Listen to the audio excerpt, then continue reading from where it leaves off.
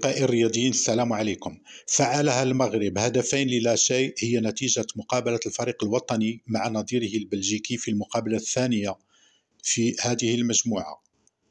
المقابلة عرفت انضباط تكتيكي كبير لمجموعة وليد الركراكي الذي دخل بالتشكيل التالي: منير المحمدي، أشرف حكيمي، نصير المزراوي، سفيان مرابط، نايف أكرد، غانم سايس، حكيم زياش، عز الدين وناحي، سليم ملاح، سفيان بوفال، ويوسف النصيري. الحكم المكسيكي لهذا اللقاء سيزار راموس يرفض في الشوط الأول، وبالتحديد في الوقت بدل الضائع، هدف لزياش.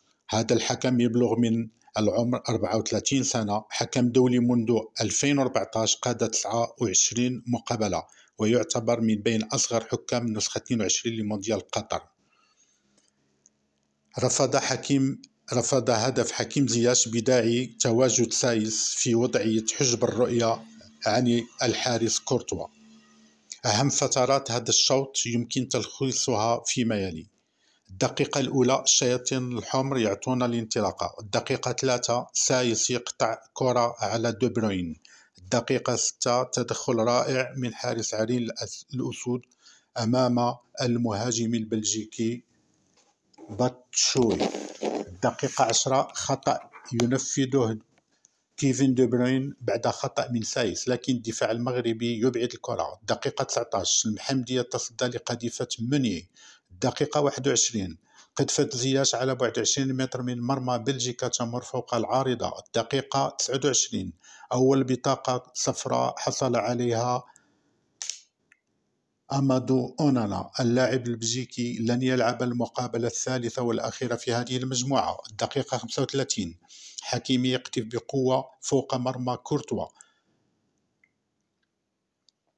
الدقيقة 2 من الوقت الضائع زياش يسجل من ضربة خطأ، لكن الحكم يلغي الهدف بعد الرجوع لتقنية الفار بداعي حجب سايس الرؤية عن الحارس كورتوا. الشوط الثاني المغرب يدخل هذا الشوط أكثر هجوما. الدقيقة 50 حكيم زياش يقذف على بعد 25 متر. الدقيقة 60 تغيير لاعبين في صفوف المنتخب البلجيكي. الدقيقة 66 تألق منير المحمدي بتصدي رائع لمحاولة توماس موني الخطيرة. الدقيقة 68 تغيير في صفوف المنتخب المغربي، دخول يحيى عطية الله مكان أشرف حكيمي، ثم تغيير ثاني بدخول عبد الحميد صبري مكان سليم ملاح. الدقيقة 73 خروج يوسف نصيري وتعويضه بعبد الرزاق حمد الله. وفي نفس الدقيقة صبري ينفذ ضربة خطأ على يسار مربع عملية بلجيكا ويسجل هدف خرافي في مرمى كورتوا. الدقيقة 74 تغييرين في المنتخب البلجيكي.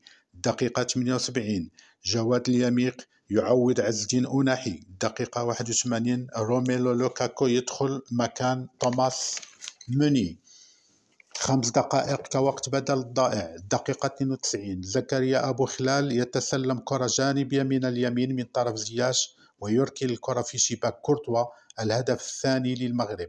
الدقيقة 95 بطاقة صفراء لعبد الحميد صبري مسجل الهدف الأول. بهذا الانتصار يحتل المغرب المركز الأول في مجموعته. تنتظره مقابلة مع كندا لتأكيد الذات والمرور للدور الثاني عن جدارة واستحقاق إن شاء الله في مونديال قطر. ديما مغرب، ديما ماروك، والسلام عليكم.